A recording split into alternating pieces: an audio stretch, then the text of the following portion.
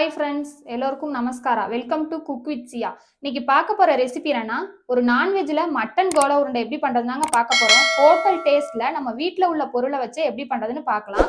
சில டிப்ஸ் எல்லாம் சொல்லியிருப்பேன், வீடியோவை ஸ்கிப் பண்ணாம பாருங்க.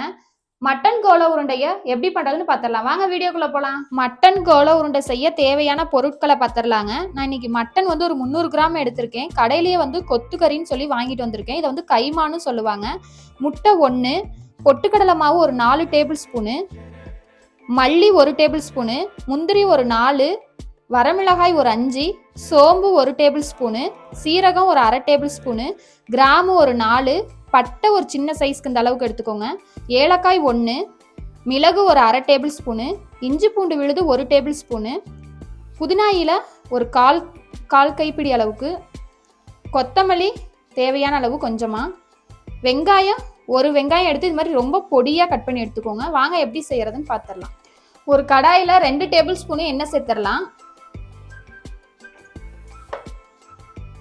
எண்ணெய் நல்லா சூடாகட்டுங்க.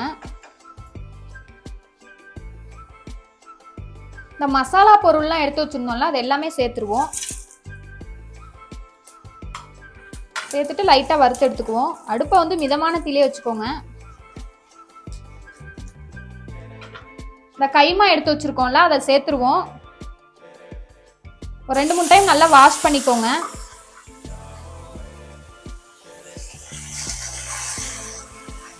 தண்ணிலாம் எதுவும் சேர்க்காதீங்க. இந்த மாதிரி கொஞ்சம் வதக்கி எடுத்துக்குவோம்.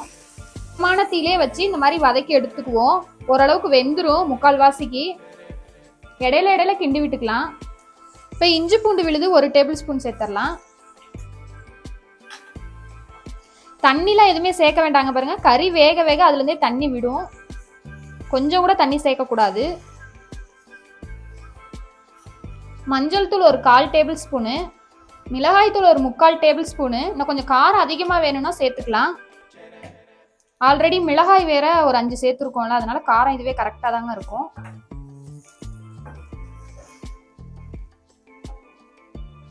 நல்லா மிக்ஸ் பண்ணி விடுங்க. நல்லா வேகட்டும். இந்த தண்ணி விட்டு நல்லா சுண்டணுங்க. பாருங்க, கறி வெந்து அதுவாகவே தண்ணி விடுது. கறி வேக வேக இதுக்கு தேவையான அளவு உப்பு சேர்த்துக்கலாம். சேர்த்துட்டு மிக்ஸ் பண்ணி விட்டுக்குவோம். கொஞ்சம் இடையில ஆனால் கிண்டி விட்டுக்கிட்டே இருக்கணுங்க, இல்லாட்டி வந்து கறி வந்து அடி பிடிச்சிரும். நல்லா இந்த தண்ணி சுண்டணுங்க. வெயிட் பண்ணுவோம். இங்கே பாருங்க, தண்ணி நல்லா சுண்டிருச்சு. இப்போ அடுப்பை ஆஃப் பண்ணிட்டு நல்லா ஆறட்டும், அரைச்சி எடுத்துக்குவோம். பாருங்க, நல்லா ஆறிடுச்சு. இப்போ மிக்சி ஜாரில் சேர்த்து அரைச்சி எடுத்துக்குவோம். கொஞ்சம் கொஞ்சமாக சேர்த்து அரைச்சிக்குவோம். தண்ணி எதுவுமே சேர்க்கக்கூடாது.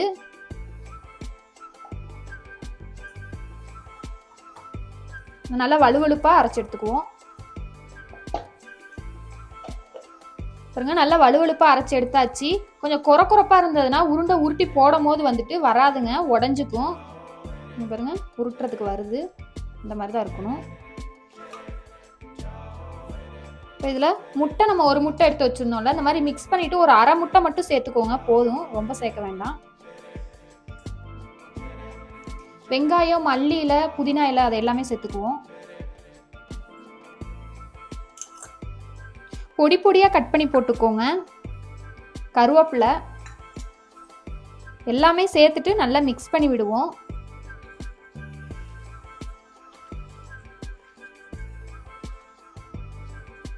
நீங்களும் உங்கள் வீட்டில் கண்டிப்பாக ட்ரை பண்ணி பாருங்கள். வேலை அதிகமாக இருக்குன்னா நினைக்காதீங்க, ரொம்பவே டேஸ்ட்டாக இருக்கும். பாருங்க, நல்லா மிக்ஸ் பண்ணியாச்சு. பாருங்க, உருண்டை பிடிக்க வருது. இன்னும் கொஞ்சமாக மட்டும் பொட்டுக்கடலை மாவு சேர்த்துக்குவோம். கொஞ்சம் லைட்டாக இலக்கமாக இருக்க மாதிரி இருக்குது. ஒரு 2 டேபிள் ஸ்பூன் சேர்த்துக்குவோம். ஒட்டுக்க சேர்த்துறாதீங்க, கொஞ்சம் கொஞ்சமாக சேர்த்து பிசைஞ்சுக்குவோம். இது கரெக்டாக இருந்ததுன்னா இதுவே போதுங்க. கொஞ்சம் கொலக்கொலப்பாக உங்களுக்கு நீங்கள் செய்யும் போது வந்துருச்சுன்னா இன்னும் கூட கொஞ்சமாக 1 டேபிள் ஸ்பூனு பொட்டுக்கடலை மாவு சேர்த்துக்குவோம்.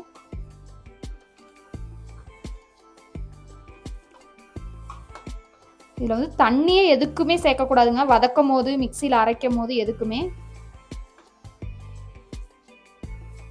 பாருங்க, உருண்டை பிடிக்க வருது. இந்த மாதிரி தான் பிடிக்கணும். இப்போ சின்ன சின்ன உருண்டையாக பிடிச்சி எடுத்துக்குவோம்.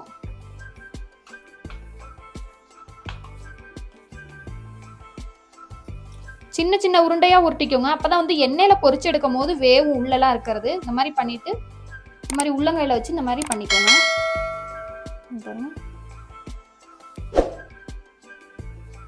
உருண்டை பிடிச்சி ஒரு பிளேட்ல வச்சிருவோம். உருண்டை எல்லாமே பிடிச்சி எடுத்தாச்சு. உருண்டை பிடிக்கும் போது கொஞ்சம் நல்லா அழுத்திட்டு இந்த மாதிரி பண்ணுங்க. அப்பதான் உடையாது, எண்ணெயில போட்டோம்னா இல்லைன்னா உடஞ்சிரும். நான் ஒரு 300 கிராம் வந்து மட்டன் எடுத்திருந்தேன். எனக்கு ஒரு 14 உருண்டை வந்திருக்கு. வாங்க இப்போ இதை எண்ணெயில பொரிச்சு எடுத்துருவோம். ஒரு கடாயில எண்ணெய் ஊற்றி சூடு பண்ணிக்குவோங்க. நல்லா சூடாகட்டும். எண்ணெய் நல்லா சூடாயிருச்சுங்க. எண்ணெய் வந்து நல்லா சூடாகணும். இப்போ ஒன்று ஒன்றா போட்டு எடுத்துடலாம். உடனே திருப்பி விடாதீங்க. போடுறதும் கொஞ்சம் பொறுமையா போட்டுக்கோங்க.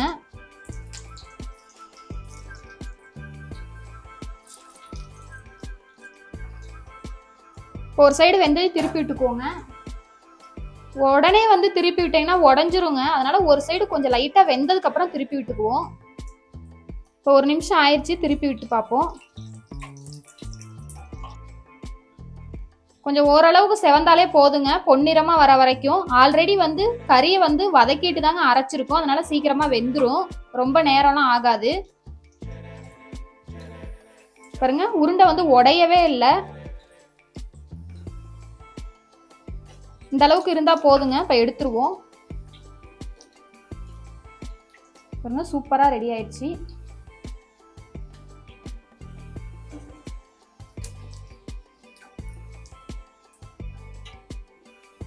நான் பண்ண மாதிரி கரெக்டா பண்ணீங்கன்னா உருண்டெல்லாம் உடையாம கரெக்டா வருங்க.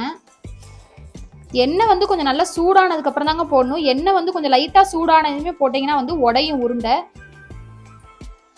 இது சாப்பிட்றதுக்கு அவ்வளோ ஒரு அருமையா இருக்குங்க. குழந்தைங்களாம் வந்து சிக்கன் மட்டன்லாம் சாப்பிட மாட்டாங்க. அந்த மாதிரி டைம்ல வந்து இந்த மாதிரி பண்ணி கொடுத்தீங்கன்னா அவங்க வந்து நல்லா விரும்பி சாப்பிடுவாங்க. வீட்டில் வந்து வயசானவங்களாம் வந்து பல்லு இல்லாதவங்களாம் வந்துட்டு மட்டன் வந்து சாப்பிட மாட்டேன்னு சொல்லுவாங்க, எலும்பு இருக்குன்னு சொல்லிட்டு. இந்த மாதிரிலாம் பண்ணி கொடுத்தீங்கன்னா அவங்க வந்து சாப்பிடுவாங்க. பாருங்க, நல்லா செவந்துருச்சு. இப்போ எடுத்துருவோம். இந்த அளவுக்கு செவந்தாலே போதுங்க. சின்ன சின்ன உருண்டையா தானே உருட்டி இருக்கும், அதனால உள்ளேயும் வந்து நல்லா வெந்திருக்கும். பாருங்க, கோலா உருண்டை சூப்பராகவே ரெடி ஆயிடுச்சு. பாருங்க, ஒன்று கூட உடையில, சூப்பராக இருக்கு.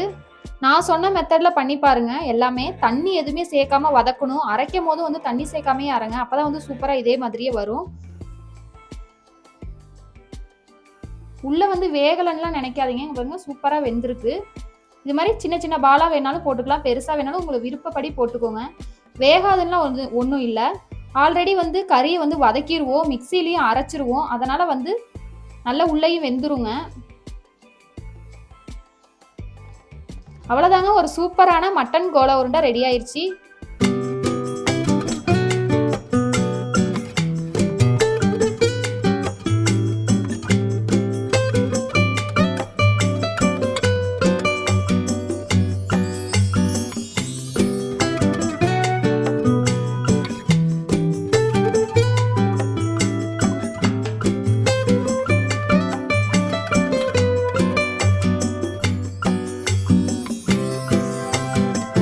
மட்டன் கோலா உருண்டை எப்படி பண்றதுன்னு பார்த்தோங்க. உங்க வீட்லயும் கண்டிப்பா ட்ரை பண்ணி பாருங்க. இது ரொம்பவே சூப்பரா இருக்கும். மட்டன் எடுத்தா மட்டன் குழம்பு, கிரேவி அந்த மாதிரி ஒரே மாதிரியே பண்ணியிருப்போம். இந்த மாதிரி கொஞ்சம் டிஃப்ரெண்டா பண்ணி பாருங்க.